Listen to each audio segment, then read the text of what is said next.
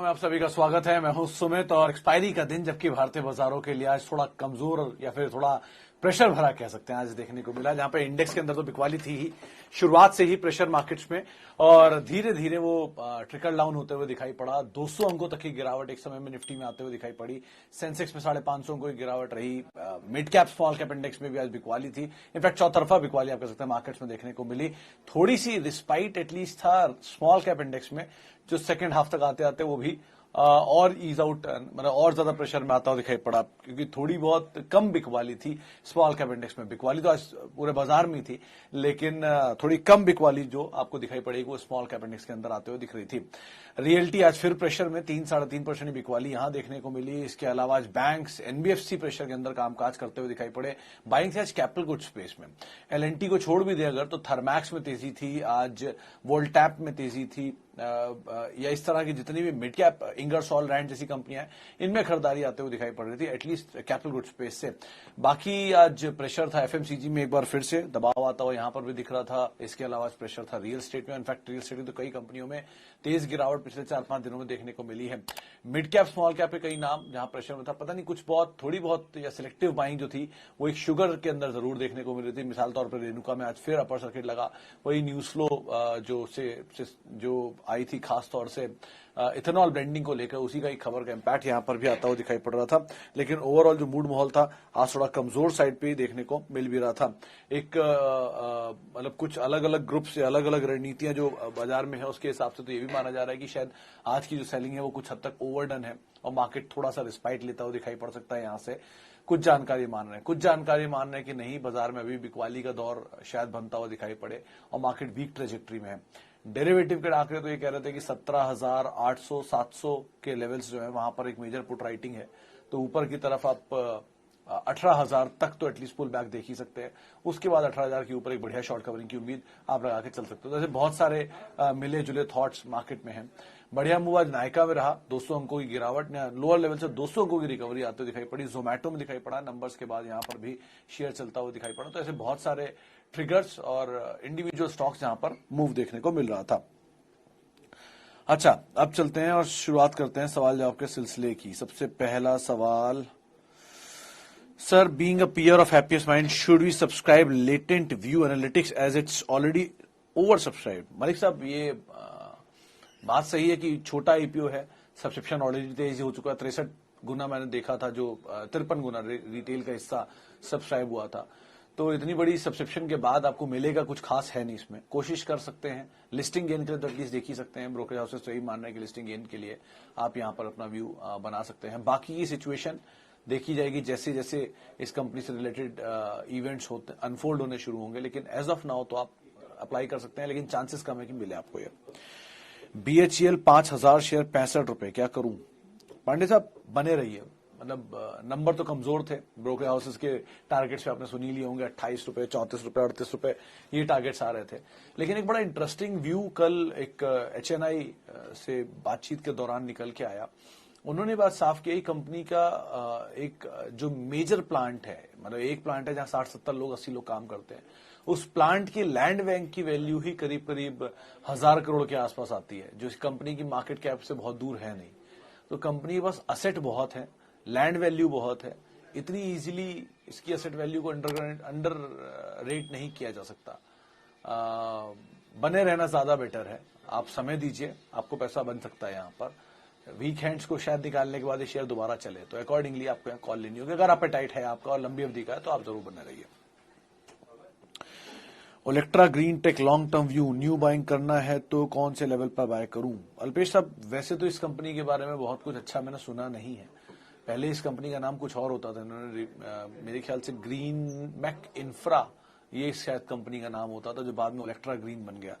उस जमाने से भी इस कंपनी में डेट काफी था और प्लेज भी होता था। अब तो डेट तो है, प्लेज कम हो गया शायद, और कॉर्पोरेट गवर्नेंस के इशू भी थे उस टाइम पर।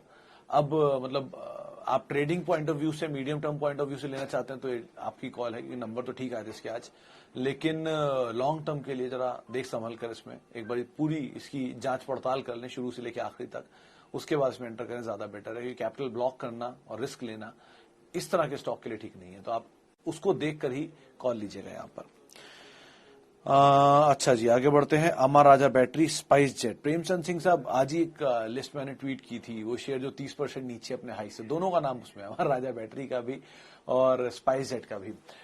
दोनों में अपने अपने कंसर्न है। अमर राजा बैटरी तो ऐसे भी ऑटो एंसिलरी स्पेस की बिकवाली की वजह से टूट रहा है, बने रही है, इसमें तो कोई ऐसी दिक्कत नहीं है, अच्छी कंपनी है एमरॉन की, इनके प्रोडक्ट है, बढ़िया यूसेज भी है उनका। दूसरी तरफ जो प्रेशर आता है वो आता है इसके स्पाइस जेट में।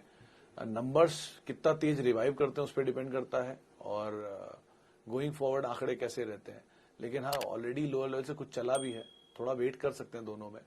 कंपनियां दोनों एसेस खराब नहीं है, अमर राजा ज्यादा बेटर है दोनों में वैसे।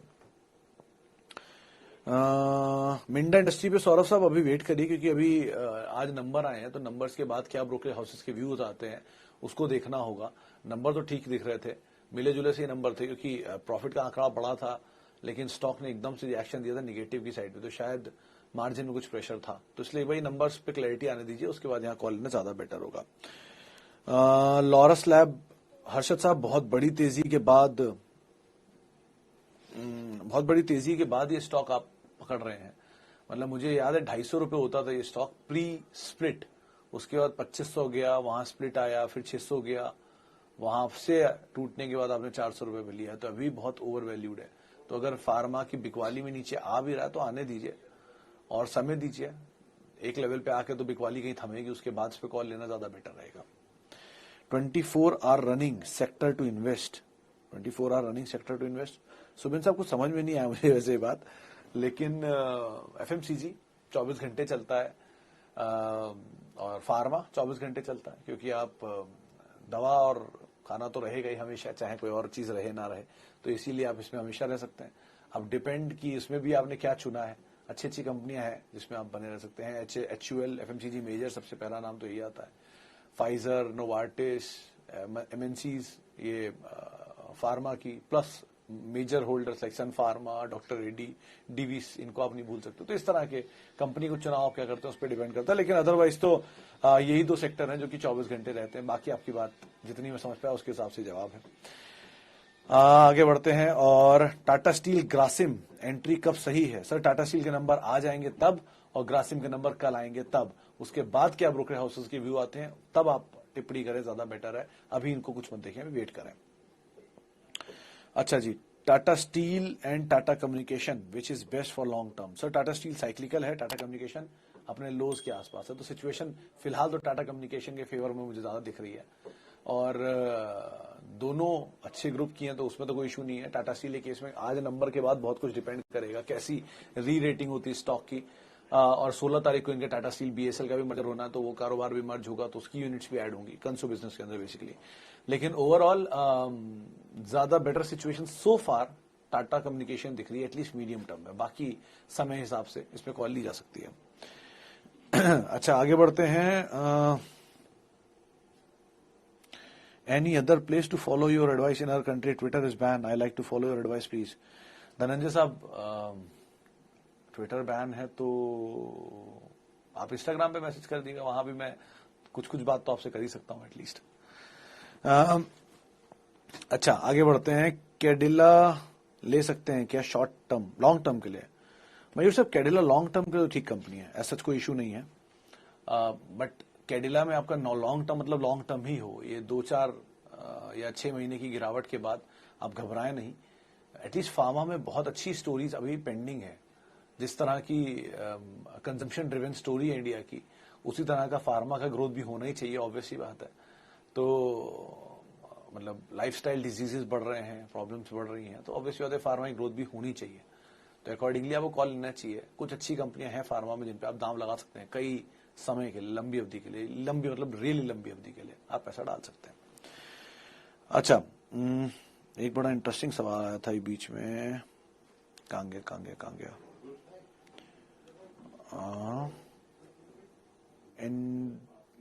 147 शेयर IB रियल के। जैन साहब, 147 रुपए के दाम पर खरीदारी है, 7250 शेयर है IB रियल के। अच्छा, आज 178 मैंने देखा था, तो आपकी खरीदारी से फिर भी 30 रुपए ऊपर हुआ, और क्वांटिटी बड़ी है, 7250 शेयर है। तो आप एक काम करिए, भी तो बने रहिए, कुछ मत करिए, 199-98 के रेंज में कहीं आए तो एटलीस्ट कुछ शेयर बेच के बाकी शेयरों के साथ बने रहिएगा। धीरे धीरे थोड़े थोड़ा ऊपरी लेवल पे आप निकलते भी रहें। वैसे कंपनी खराब नहीं है, अब तो और बेटर है, नया मैनेजमेंट आ गया, वो तो और अच्छी चीज है। एम्बेसी का प्रभुत्व प्रबंधन मिलेगा तो वो और अच्छा हो जाएगा इस कंपनी के लिए। और एचडीएफसी के मैनेजमेंट इस कंपनी में आ रहे हैं तो बढ़िया ही टेक है। Over a period of time इसका इम्पैक्ट भी आएगा, लेकिन उतना एपेटाइट आपका है कि नहीं मैं समझ नहीं सकता। आप नया खरीदारी करना चाहते हैं तो जरूर आप फॉल में खरीदारी करें। अगर आप लंबी अवधि के लिए बने रह सकते हैं तो जरूर बने रहिए। अगर आप मीडियम अवधि के लिए चाहते हैं तो थोड़ा थोड़ा प्रॉफिट आप निकलते रहें, लेते रहें और कॉस्ट एटलीस्ट अपनी निकाल लें यहाँ से। अच्छा जी, M&M में होल्ड या सेल। योगेश साहब, M&M में कल हमारे साथ मौजूद थे आशीष बहेती साहब, उन्होंने इसमें तेजी की राय दी है। 6% तेजी के बावजूद उन्हें लगता है कि ये 950,000 रुपए तक की चाल दिखाएगा, तो आप बने रहें, कोई इशू नहीं है। वैसे भी कंपनी अच्छी है ट्रैक्टर स्पेस की और दिग्गज कंपनियों में एक है सीवी स्पेस में भी। इनफैक्ट पोर्टफोलियो देखेंगे तो 2 व्हीलर से लेके 16 व्हीलर तक सब बनाते हैं। बढ़िया ग्रुप है, आप बने रहिए आराम से, समय दीजिए, अच्छी कंपनी है। अच्छा जी, इथेनॉल एक्सपेंशन प्लान पे सर मैंने ट्वीट नहीं किया है, मैंने सिर्फ वो खबर डाली थी सिद्धार्थ साहब की क्या खबर आई है इथेनॉल को लेके, और साथ साथ एक सहयोगी या एक जानकार ने सबकी कैपेसिटीज डाली थी कितनी है इथेनॉल को लेके, तो मैंने वही रीट्वीट किया था।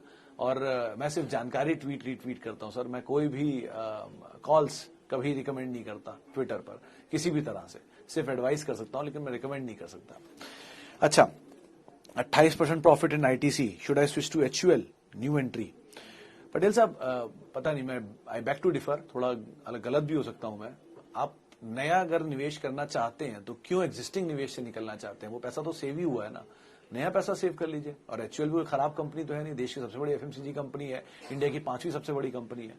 तो अगर आप नया पैसा डालेंगे तो एटलीस्ट नया सेविंग होगा, वो एग्जिस्टिंग सेविंग भी रहेगा और नया सेविंग भी आएगा।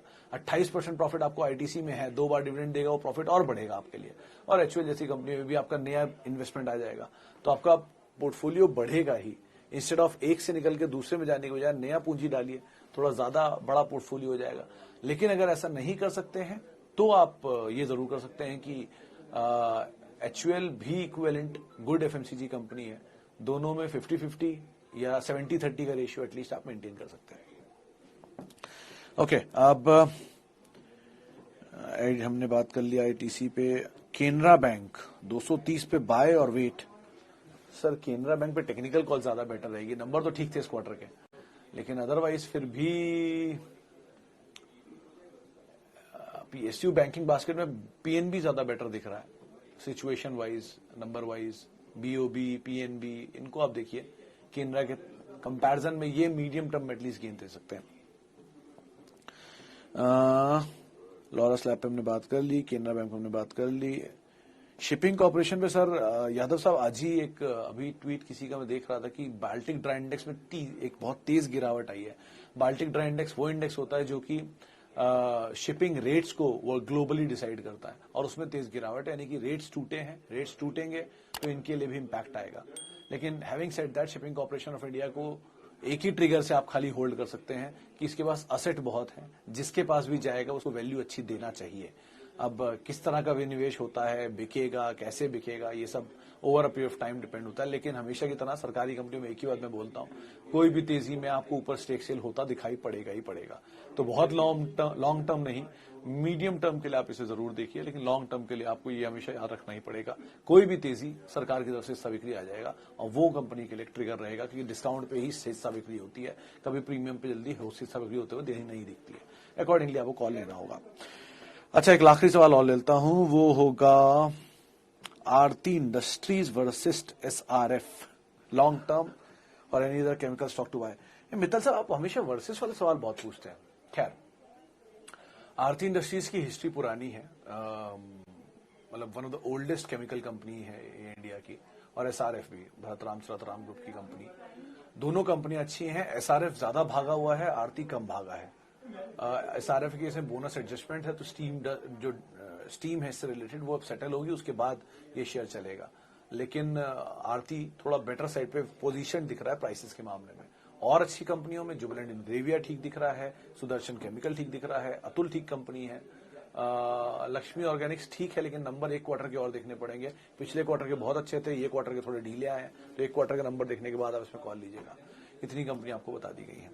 चलिए इसी नोट के साथ अब मार्केट पंचनामा को यहीं समेटेंगे। माफी उन सभी लोगों से जिनसे आज हम बातचीत नहीं कर पाए, और बहुत बहुत शुक्रिया आप सभी का जिन्होंने हमसे सवाल पूछे। आपसे अब कल मुलाकात करेंगे हम शुक्रवार के दिन, हफ्ते का आखिरी कारोबारी दिन।